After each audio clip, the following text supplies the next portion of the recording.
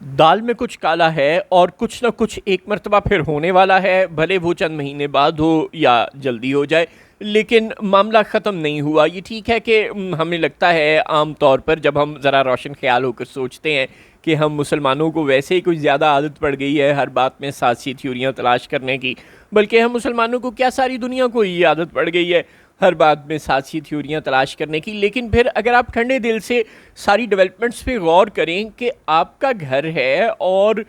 آپ پر آپ کے محلے دار اور علاقے کے چودھری الزام لگاتے ہیں کہ بھائی آپ نے یہاں پر نہ کوئی چوری کا مال، کوئی اسلحہ گولہ بارود دبا کر رکھا ہوا ہے، تو ہمیں یہاں چیکنگ کی، معائنے کی اجازت دیں تاکہ ہم یہ تسلی کر سکیں کہ آپ سے ہمارے ارد گرد کے علاقے کو کوئی خطرہ نہیں ہے۔ آپ اجازت دے دیتے ہیں، وہ آپ کے گھر میں آتے ہیں، تسلی کر لیتے ہیں کہ آپ کے گھر میں کوئی چوری کا مال، کوئی اسلحہ گولہ بارود نہیں چھپا ہوا، اور جب وہ تسلی کر لیتے ہیں تو اس کا مطلب ہے کہ اب تو سب کی آپ کو آنت، سب کی مرضی، سب کی آشیرواد حاصل ہو گئی نا کہ ہاں جی یہاں پر کوئی چوری کا مال، کوئی خطرناک اسلحہ، کوئی چیز نہیں ہے۔ لیکن پھر کیا ہوتا ہے؟ پھر علاقے کا چودھری آپ کے گھر پر حملہ کر دیتا ہے اور آپ کے گھر کے ایک بڑے حصے کو تباہ برباد کر کے رکھ دیتا ہے۔ آپ کہتے ہیں کہ بھائی آج کے بعد یہ جو آپ نے اہل محلہ کی ٹیم بنائی ہوئی تھی جو ہمارے گھر میں معائنہ کرنے آیا کرتی تھی کہ ہم نے کوئی چوری کا مال، کوئی اسلحہ گولہ بارود تو دبا کر نہیں رکھا، اس کا آنا جانا ہمارے گھر میں ختم۔ کیونکہ یہ اس لیے تھا کہ آپ کوئی ڈائریکٹ ایکشن نہ کریں، آپ شک کی بنیاد پر ہمارے گھر پہ حملہ نہ کریں، لیکن آپ نے محض شک کی بنیاد پر ہمارے گھر پہ حملہ کر کے اس کا ایک بڑا حصہ تباہ کر دیا ہے۔ تو پھر آپ کے جو علاقے کے جو لوگ ہیں جن کی ٹیم بنا کر آپ ہمارے گھر کی جو سینٹٹی ہے اس کو بھی پامال کرتے ہیں، یعنی آپ ہمارے گھر میں معائنہ بھی کرنے آتے ہیں، تسلی بھی کرتے ہیں کہ ہمارے گھر میں کچھ غلط نہیں ہے،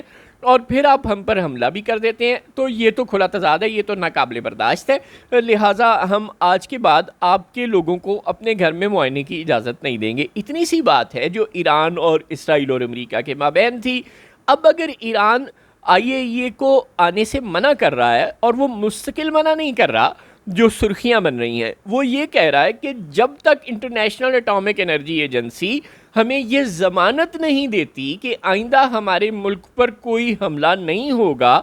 تب تک ہم اسے اپنی جوہری تنصیبات کی سرویلنس کی اجازت نہیں دیں گے۔ یہ کوئی اتنا ناجائز موقف تو نہیں ہے۔ اوپر سے IAEA کے سربراہ جن کے متعلق ایران پہلے یہ کہہ رہا تھا کہ وہ بائسڈ ہیں اور وہ اسرائیل کے ایجنٹ ہیں اور وہ امریکہ کے ایجنٹ ہیں، اب ان کے بیانات سے کم از کم یہی لگتا ہے کہ ایران ٹھیک ہی کہہ رہا تھا۔ وہ اب یہ فرما رہے ہیں کہ جی ایران اتنے مہینوں میں یورینیم افزودہ کر لے گا، اتنے مہینوں میں یورینیم افزودہ کر لے گا۔ اب یہ ہم سب کو پتہ ہے بائی دی وے کہ 60% تک تو وہ یورینیم کو انرچ کر چکے ہیں، اور نیوکلیئر بام بنانے کے لیے 90% انرچڈ یورینیم چاہیے ہوتی ہے، اور 90% انرچ کرنے میں اگر آپ 60% کر چکے ہیں تو پھر 90% کرنے میں یہ ڈیپینڈ کرتا ہے کہ آپ کے پاس کتنی اچھی انجینئرنگ کی کیپیبلٹیز ہیں۔ اگر آپ کے پاس اچھی کیپیبلٹیز ہیں، جو کہ بائی دی وے ایران کے پاس ہیں، تو آپ چند ہفتوں یا چند مہینوں میں یہ کام کر سکتے ہیں۔ چند ہفتوں میں تو نہیں، بہرحال بہت کچھ چاہیے ہوتا ہے، بہت سا اکوپمنٹ بھی چاہیے ہوتا ہے، پتہ نہیں اب ان کے پاس کچھ بچا ہے یا نہیں بچا، لیکن بہرحال آپ چند مہینوں میں یہ کام کر سکتے ہیں، اور یہ ساری دنیا کو پتہ ہے، یہ اوپن سیکرٹ ہے، یہ کوئی چھپی ہوئی بات نہیں ہے۔ اور جو ڈرٹی بم کی وہ بات کرتے ہیں، جو 60% انرچڈ یورینیم پہ بن جاتا ہے، جو زیادہ مہلک ہوتا ہے، اور کسی حوالوں سے وہ کم تباہ کن ہوتا ہے اور کسی حوالوں سے زیادہ تباہ کن ہوتا ہے، ریڈیشن کے حوالے سے زیادہ تباہ کن ہوتا ہے، لیکن وہ ڈرٹی بم اگر ایران نے بنانا ہوتا تو وہ اب تک بنانا چکا ہوتا۔ 60% انرچڈ یورینیم تو اس کے پاس کافی دیر سے موجود ہے، لیکن اس نے نہیں بنایا، تو اس کے تو کوئی ملیشیس ڈیزائن ہے بھی نہیں، لیکن اسرائیل اور امریکہ کے ہیں۔ اور اب ہم دیکھ رہے ہیں کہ کورس میں بول رہے ہیں، پہلے ڈونلڈ ٹرمپ کہتے ہیں ایران مذاکرات شروع کر دے، اسلحہ انسپیکٹروں کو وہاں جانے کی اجازت دے دے، وہ معائنہ کر کے بتائیں کہ اب وہاں کچھ بچا یا نہیں بچا۔ بھائی پہلے آپ انہیں تباہ بھی کر دو، اور اس کے بعد آپ کہہ رہے ہو چلو اب دوبارہ اسلحہ انسپیکٹر جائیں۔ ایران نہ ہو گیا، غزہ ہو گیا۔ ایسا تو نہیں ہے نا، جس کے پاس میزائل ہتھیار بم ہو وہ اس طرح چپ کر کے تو نہیں نہ بیٹھتا۔ ایران کے پاس ابھی نہ کبھی کوئی مزاحمت کی طاقت تو ہے، وہ آپ کے آگے مکمل طور پر تو نہیں بچھے گا، لیکن جب ٹرمپ بولتے ہیں تو ان کے پیچھے پورا یورپ بولتا ہے، جرمنی بولتا ہے، آسٹریلیا بولتا ہے، فرانس بولتا ہے، اور بات یہاں نہیں رکتی، پورے کا پورا نیٹو ظاہر ہے وہ بظاہر نیٹو ہو یا G7 ہو، اس کے ممبران 8 8 10 10 15 15 ضرور ہوتے ہیں، لیکن میٹر صرف ایک ہی آدمی کرتا ہے اور اس کا نام ہوتا ہے ڈونلڈ ٹرمپ، کیونکہ وہ امریکہ کا صدر ہوتا ہے۔ چنانچہ وہ جب بولتا ہے تو پورا نیٹو اس کے پیچھے پیچھے بولنا شروع ہو جاتا ہے کہ ہاں جی ایران بہت غلط کر رہا ہے۔ وہ بھائی پہلے ثابت تو کرو کہ اس کے پاس نیوکلیر ویپن ہے، لیکن نہ آپ نے عراق میں ثابت کیا تھا کہ صدام حسین کے پاس ویپنز آف ماس ڈسٹرکشن ہے، بلکہ جب آپ نے عراق کو ادھیڑ دیا، صدام کو مار دیا، عراق کے بچوں تک کو قتل کر دیا، وہاں نسل کشی کر دی، اور کئی سال جنگ لڑ کے جب آپ بیٹھ گئے تو آپ کے جرنیلوں نے کہہ دیا ہاں ہمیں وہاں سے کوئی ویپنز آف ماس ڈسٹرکشن نہیں ملے۔ وہاں تو آپ زمینی طور پر بھی اتر گئے تھے، ایران میں تو آپ زمینی طور پر نہیں اترے، لیکن بہرحال اب ٹرمپ کہہ رہے ہیں بہت سے امریکی حکام وہاں کے جرنیل، chairman joint chiefs of staff committee جو وہاں کے ہیں، وہ سیکٹری ڈیفنس پیٹ ہیگزت کے ساتھ کئی بار پریس کانفرنس کر کے دنیا کو یہ بتا چکے ہیں کہ ہم نے مکمل طور پر تینوں نیوکلیئر سائٹس پہ سب کچھ ڈیمیج کر دیا، وہاں کچھ نہیں بچا۔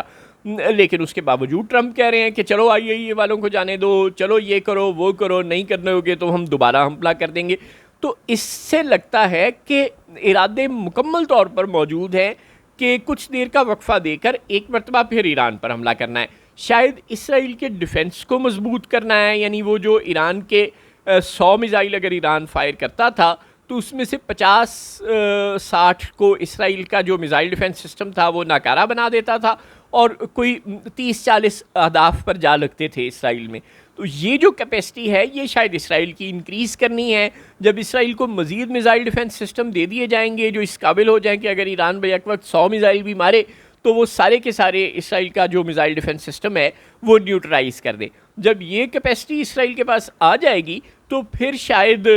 ایران کو پر ایک مرتبہ پھر حملہ کر دیا جائے۔ اس صورتحال میں ہمیں بھی بار بار سوچنا چاہیے کہ ایسی اگر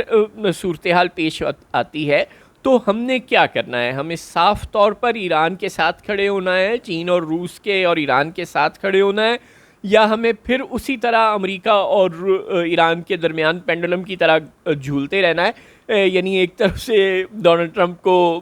نوبل انعام کے لیے نامزد کرنا ہے اور دوسری طرف سے امریکی حملے کی مذمت کرنا ہے، اور امریکی حملے کی بھی مذمت ہم نے ہلکی سی کی، اسرائیل کے حملوں کی تو کھل کے کی لیکن امریکی حملے کی ہلکی سی کی۔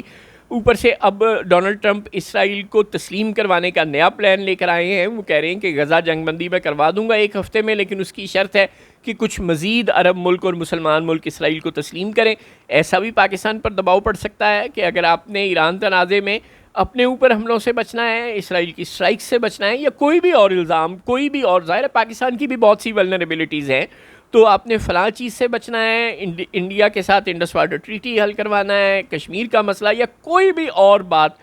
ٹرمپ کوائن کر سکتے ہیں کہ اگر آپ نے یہ کرنا ہے تو پھر آپ بھی اچھے بچے بن جائیں، اسرائیل کو تسلیم کریں، فلاں کام کریں، اس کے ساتھ تجارت شروع کر دیں۔ تو یوں بہت سے دباؤ ہم پر اس وقت بھی یقیناً ہیں، اور آئندہ آنے والے دنوں میں شاید اس میں اضافہ ہو جائے، اور ہمیں ابھی سے اپنا کوئی کلیئر موقف لینا پڑے گا، اور بالکل اپنی ڈیفنس کیپیبلٹی کو بھی بڑھانا پڑے گا، یہ سوچ کر کہ اگر انڈیا کے علاوہ کوئی نئے دشمن ہمارے پیدا ہو جاتے ہیں تو ہم نے کیا کرنا ہے۔ ویسے تو ظاہر ڈپلومیسی بہترین راستہ ہے اور ہمیں سفارتکاری کو مزید مضبوط کر کے ہی ان خطرات سے نمٹنے کی کوشش کرنی چاہیے، لیکن بہرحال یہ فیصلہ ہمیں کرنا پڑے گا کہ ہم چین اور ایران کو جوائن کرتے ہیں یا امریکہ کو جوائن کرتے ہیں۔ یہ درمیان میں جھولنے کا عمل زیادہ دیر نہیں چلے گا، کیونکہ 2-4 دن کی جنگ ہو جیسے کہ پچھلی تھی تو ایسا پینڈولم بن کے چلنے سے گزارا ہو جاتا ہے۔ اگر معاملہ طول پکڑ گئے تو پھر ہم پینڈولم نہیں بن سکیں گے، پھر ہمیں ایک فیصلہ کرنا پڑے گا۔